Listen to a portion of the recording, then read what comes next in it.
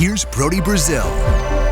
When I tell you that the NBA is about to acquire 13 Airbus A321neo airliner aircraft, you can probably already understand that no, this is not to bring fans and give them free flights to games across the continent. Sorry.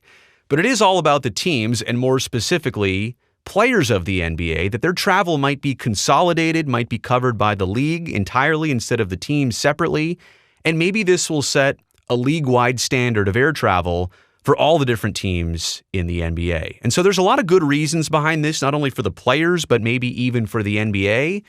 But what the league is doing here might be setting a trend for all the other pro sports leagues across North America. Football and the MLS, for example, they've already got their eyes on what the NBA might be doing here in terms of buying jets for the league and having all of its teams use those 13 aircraft. This news comes to us from corporatejetinvestor.com. No, that's not a sports website, and no, that's also not a source that I regularly lean on for news and information, but sometimes when it comes to flying and aviation for teams, you get better news and information from the aviation side of coverage than you do from the sports side of coverage, and that's why I'm trying to merge the two here.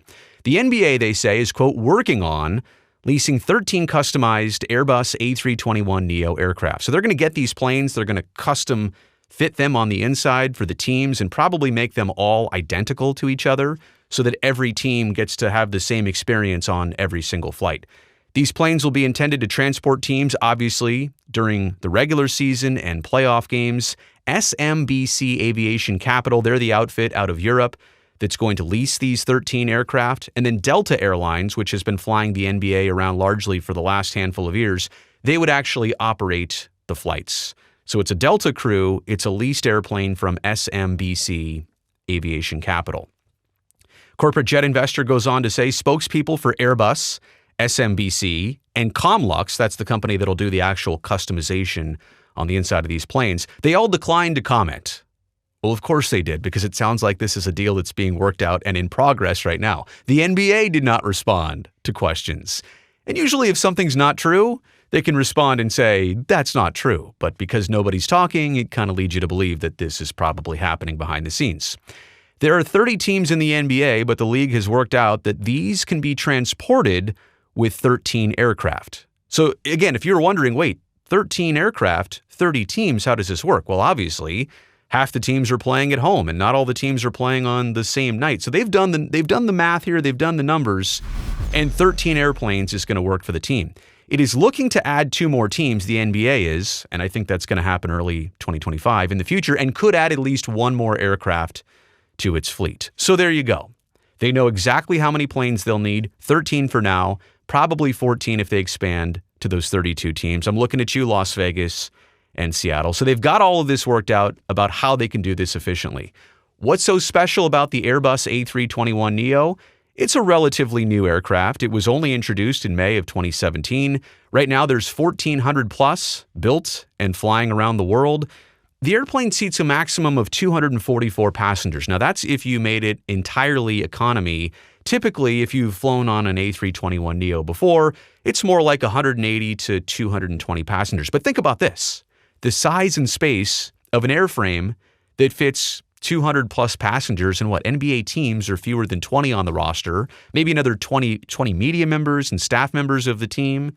So like 40, let's call it 45 people on a plane that's designed to accommodate more than 220. You can understand that's a lot of space, and I'll get into what they're going to do with that space in just a second. These planes are also great in terms of range. And when they're not packed with people and equipment, like these planes will never be full in terms of weight or capacity. These planes can go a distance of 4,598 miles of range. That's enough to get you from the United States, obviously, to Europe. So it's a very versatile plane, easy crisscrossing the country. It's a single aisle format, so it's not a wide body aircraft. It's a narrow body aircraft. Technically, there's only one aisle down the middle. It's not going to be 3 and 3. It's probably going to be 1 and 1 on each side. A list price in 2018 for an Airbus A321neo. I apologize, I don't have more current numbers, but even a handful of years ago, about $130 million to buy this airplane. So it gives you an idea of what the NBA is likely spending on 13 of these. Back to corporatejetinvestor.com. One person close to the transaction says that player welfare is driving the NBA's decision. That's great. The league wants to take care of its players. The league understands that travel is hard. And I'll get to that in a second. Travel is not what you think it is in professional sports. It's different from what you and I typically do, going to the airport, the terminal, the TSA stuff. I'll explain that in a second. But travel in any pro sports league is hard, and they want to make it that much easier for NBA players. The aircraft will have lie-flat beds and humidifiers to make travel as comfortable as possible. The average height of an NBA player in the 23-24 season was 6 feet, 6.74 inches. Yes, you're dealing with large human beings on a basketball team typically.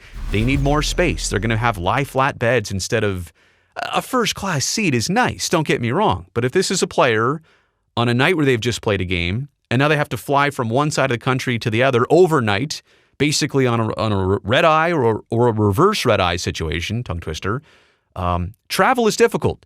It's the cabin altitude, which sometimes can be as high as 8,000 feet. So your body taking it up to 8,000 feet for a couple hours, that also fatigues the body. Dry air in an airplane cabin also doesn't do great things for the human body. That's why they'll install humidifiers to these airplanes to make it just a more comfortable ride. And it will rejuvenate the players so that they're ready to go when they land or get to the next city. Research shows that even with flights of less than 6 hours, there is a greater risk of players performing badly and getting injured when playing. Some 54% of injuries in the NBA happen when teams are not playing at home. Teams flying west also tend to lose more games than when flying east. So the NBA is looking at pure numbers and stats and research, and they have this information, and I'm sure the Players Association is totally on board with this too.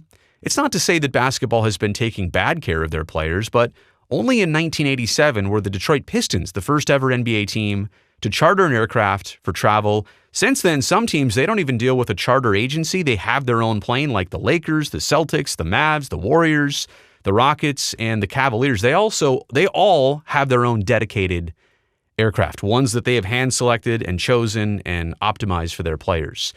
But as I told you before, what the NBA is doing here in buying jets for the entire league, nobody's done that yet. And this might set what I think is a pretty good trend across professional sports. Consolidate your travel, standardize your travel. That's why the NFL and MLS, they'll be looking at similar arrangements for their situations if it goes well here for the NBA. So here's my takeaways. Number one, and there's only three, taking care of your players and your product and your performers. Anything you're going to do on those lines, to me, is great. And I realize that's a lot of money. I think we're talking about $1 billion of money here, but the NBA is going to get $130 billion in the next 10 years on just TV deals alone. So to reinvest $1 billion for the long term on all your players and your teams seems reasonable. And these airplanes that they'll be leasing, if they fix them up on the inside, these planes should be good for 20 years, at least, with the interiors and, maintenance costs, obviously a certain amount. But this is not a 5-year fix. This is a long-term fix that they're investing in right now. Team travel is easier than you think, but still harder than you think. And what do I mean by that? Well, typically when all of us want to go somewhere, it's the ride to the airport, it's parking, it's checking in, long lines, giving your bag to somebody, going through TSA, waiting for gate changes, getting a boarding pass, doing the boarding process, all of that stuff. In the NBA and professional sports, it's literally show up to a private spot on the airport called an FBO, fixed base operator.